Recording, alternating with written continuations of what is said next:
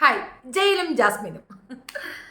ജാസ്മിനെ ജയിലിലേക്ക് വിടാൻ എല്ലാവരും തീരുമാനിക്കുമ്പോൾ ബിഗ് ബോസ് അണ്ണൻ തീരെ ഇഷ്ടപ്പെടാത്തത് കൊണ്ട് ബിഗ് ബോസ് അണ്ണൻ അതിനെപ്പറ്റി നേരത്തെ തന്നെ ഒരു സൂചന കൊടുത്തു വയ്ക്കും. പക്ഷെ എന്ത് ചെയ്യാം, it is A so quiet ആണ് ഫോർച്യൂൺ.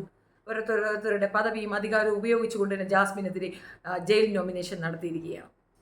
വേറെ ആർക്കും ജയിൽ നോമിനേഷൻ ജാസ്മിനെതിരെ നടത്താൻ പറ്റില്ല, ഭയമാണ്. നമ്മളൊക്കെ എല്ലാവരും ശ്രദ്ധിക്കുന്ന ഒരു കാര്യമാണ്, എന്തുകൊണ്ട് ജാസ്മിനെ പറയാനും ജാസ്മിനെതിരെ നിൽക്കാനും അവിടെ ഉള്ളവർ തന്നെ ഭയപ്പെടുന്നു. ഭയം തന്നെയാണ്, കാരണം ഔട്ട് സ്പോക്കൺ ജാസ്മിൻ ചാടി വീണുകളെ. ഇത് നടന്ന സംഭവം. ജയിൽ നോമിനേഷൻ എല്ലാവരും വിളിച്ചിരുത്തിയിരിക്കുകയാണ്. എല്ലാവരും വന്നിരിക്കുകയാണ് ആ വട്ടത്തിണ്ണയിൽ ഇരുന്നു കൊണ്ട് കാര്യങ്ങൾ സംസാരിക്കുന്നിടയ്ക്ക് റസ്മിൻ ഒരു തമാശ രൂപേണ ചോദിച്ചു. അല്ലെങ്കിലും നമ്മുടെ ബിഗ് ബോസ് എണ്ണം പറഞ്ഞിട്ടുണ്ടല്ലോ, തമാശയായിട്ട് ഫണ്ണായിട്ട് എടുക്കേണ്ടത് ഫണ്ണായിട്ട് തന്നെ എടുക്കണമെന്ന്. ആ ഫൺ മൂഡിൽ ഒരു ചോദ്യം ചോദിച്ചു, ആർക്കൊക്കെ ജയിലിൽ പോകണം ഒന്ന് പറയുമോന്ന്. ദേ ചാടി വീണു ജാസ്മിൻ. ഇതൊന്നും ഒരു ഫണ്ണല്ല, സീരിയസ് ആയിട്ട് എടുക്കേണ്ട കാര്യമാണ്. ആണോ? അടുത്ത നിമിഷം തന്നെ ബിഗ് ബോസ് അനൗൺസ്മെന്റ് വന്നു, ഇതൊരു ഫണ്ണല്ല, സീരിയസ് ഇഷ്യൂ ആണ്. എല്ലാവരും സീരിയസ് ആയിട്ട് ആരെയെങ്കിലും നോമിനേറ്റ് ചെയ്യും, പോകൂ. ജാസ്മിൻ കാ എന്ന് പറഞ്ഞാൽ ബിഗ് ബോസ് പറയും കാ. ജാസ്മിൻ ഇന്ന് നേരം വെളുത്തു എന്ന് പറഞ്ഞാൽ ബിഗ് ബോസ് പറയും നേരം വെളുത്തു എന്നും. അതിന് വ്യക്തമായ ഒരു പിക്ചറാണ് ഇന്നത്തെ നോമിനേഷനിൽ. ജാസ്മിൻ എന്ത് പറഞ്ഞോ അതിനെ ഏറ്റുപാടുന്ന ബിഗ് ബോസ് ആണ്. അണ്ണാ ഇമാതിരി കോച്ചിങ് കാസ്റ്റ് കൊള്ളാം, എല്ലാം കൊണ്ടും എനിക്ക് ഇഷ്ടപ്പെട്ടു. ഇനി നമുക്ക് എന്താണ് തീരുമാനത്തിലേക്ക് പോകാം. ആക്ച്വലി ഇൻസൈഡ് പോയി പവർ റൂമുകാരെല്ലാവരോടും ഒരു തീരുമാനമെടുക്കുകയാണ്.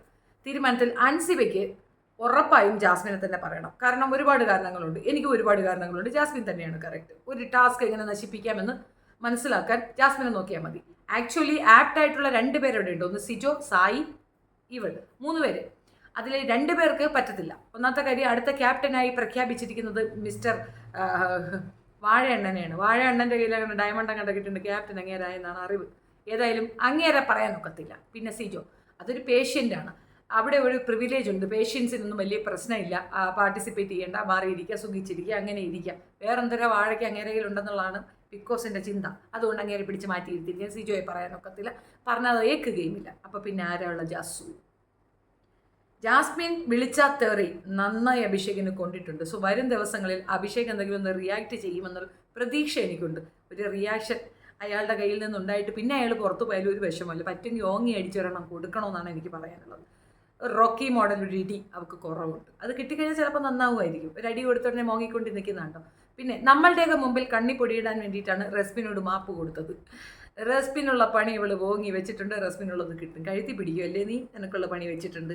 ആ രീതിയിൽ തന്നെയാണ് കാര്യങ്ങൾ പോകുന്നത്. വൈരാഗ്യ ബുദ്ധി, തീവ്രമായി മറ്റുള്ളവരെ ഇടിച്ചു താഴ്ത്തി പറയൽ, മറ്റുള്ളവരെ അനുസരിക്കാതിരിക്കൽ, ഇതൊക്കെ ജാസ്മിൻ്റെ പ്രത്യേകതയാണ്. ജാസ്മിനെ വിട്ട് ഞാൻ വേറൊരു കാര്യം പറയുന്നില്ല എന്നുള്ള നിങ്ങളുടെ ചിന്തയ്ക്ക് ഒരു കാര്യത്തിലും ഒരു കാരണവശാലും റെലവൻ്റ് അല്ല. ഞാൻ അത് വിട്ടൊന്നും പറയത്തില്ല അണ്ടിൽ അവിടെ ഉള്ളിടത്തോളം. അടുത്ത തീരുമാനവുമായി പുറത്തേക്ക് വരുന്നതിന് മുമ്പേ വീണ്ടും ഒരു കാര്യം കൂടെ ചോദിക്കുന്നുണ്ട് നോറ. എൻ്റെ പൊന്നു മക്കളെ, എൻ്റെ അവസ്ഥ നിങ്ങൾ മനസ്സിലാക്കൂ. ഇത് എൻ്റെ തലയ്ക്ക് തന്നെ വരും, ഇത് എന്നെ തന്നെ വരും, എന്നെ തന്നെ ആക്രമിക്കും എന്നുള്ള തിരിച്ചറിവുള്ളതുകൊണ്ട് അവൾ മാത്രം ജാസ്മിൻ്റെ പേര് പറയാൻ തയ്യാറാകുന്നില്ല. സത്യമാണത് കേട്ടോ. ആ കൊച്ചു മിണ്ടാതെ നിന്നിട്ട് വീണ്ടും നമുക്കൊന്നും കൂടെ ആലോചിക്കാം, ജാസ്മിൻ അല്ലാതെ വേറെ ആരെങ്കിലും പറയാൻ പറ്റുമെന്ന്. വാസ്തവത്തിൽ ജാസ്മിനോടുള്ള ഇഷ്ടമോ അല്ലെങ്കിൽ ജാസ്മിന് വേണ്ടിയിട്ടോ അല്ല അവളത് പറഞ്ഞത്, അവൾക്ക് വേണ്ടിയിട്ട് തന്നെയാണ്. കാരണം പുറത്തേക്ക് വന്നു കഴിഞ്ഞാൽ ജാസ്മിൻ എടുത്ത് ഉടുക്കുമെന്നുള്ളത് തർക്കിക്കേ വേണ്ട. അവളുടെ ആകെ പ്രതീക്ഷ റസ്മിനാണ്. പക്ഷേ റസ്മിൻ പറഞ്ഞാലും ജാസ്മിൻ വിശ്വസിക്കും എന്നുള്ളൊരു ടോൺ അവിടെ ഇല്ല എന്നുള്ളതാണ് വസ്തുത. തീർച്ചയായിട്ടും റസ്മിന് പോലും അവിടെ ഒരു മൂല്യവും വാല്യൂ ഇല്ല. കാരണം ജാസ്മിൻ റസ്മിനെ വിശ്വസിക്കുന്നത് നിർത്തി. റസ്മിന് മനസ്സിലാകുന്നുണ്ട് നോറ നിസ്സാഹയാണ്, അവളല്ല ആ നോമിനേഷൻ കൊടുക്കുന്നത്. അഭിഷേക് സ്ട്രോങ് ആയിട്ട് ജാസ്മിനെ പറയുന്നുണ്ട്, കൂടെ അൻസിബ പറയുന്നുണ്ട്. അവർ രണ്ടും സ്ട്രോങ് ആയിട്ട് നിൽക്കുന്നിടത്ത് ഇവർക്ക് 2 പേർക്ക് മറിച്ചൊന്നും ചിന്തിക്കാൻ ഒക്കത്തില്ല. പിന്നെ കുറച്ച് മുമ്പ് നടന്ന ഒരു ഇൻസിഡൻറ്റ്, അതായത് ബിഗ് ബോസ് റസ്മിനെ ഇൻസൾട്ട് ചെയ്തത്, അത് മറ്റാർക്കും മനസ്സിലായില്ലെങ്കിലും ജാസ്മിനെ സുഖിച്ച് കേട്ടു. ഞാൻ എന്ത് പറഞ്ഞാലും എൻ്റെ ബിഗ് ബോസ് അണ്ണൻ എനിക്ക് വേണ്ടി സംസാരിക്കുന്നു. വാശിയേറിയ ആ ദേഷ്യം മുഴുവൻ തിരിച്ചടിച്ചുകൊണ്ട് ജാസ്മിൻ തീർത്തത് ഋഷിയുടെ മേൽക്കാണ്.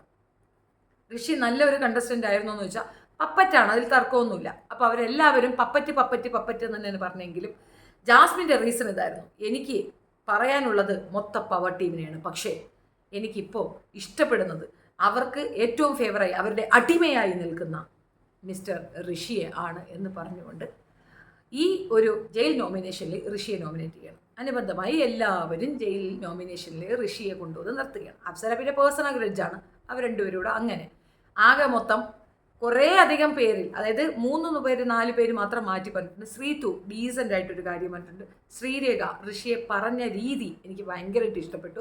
കാരണം വളരെ ജെന്യുവനായിട്ട് ഇങ്ങനെ ഒരു പ്രശ്നമുണ്ട് കേട്ടോ ഋഷി, ഇതായിരുന്നു കുഴപ്പം കേട്ടോ ഋഷി, വളരെ ജെന്യുവനായിട്ടാണ് ശ്രീരേഖ അവന് പ്രസൻറ്റ് ചെയ്തത്. കാരണം വല്ലാണ്ട് ഹേർട്ടഡ് ആക്കണ്ട എന്നുള്ളത്. ബാക്കിയുള്ളവരൊക്കെ നെറ്റിയടി കൊടുക്കുന്നുണ്ട്.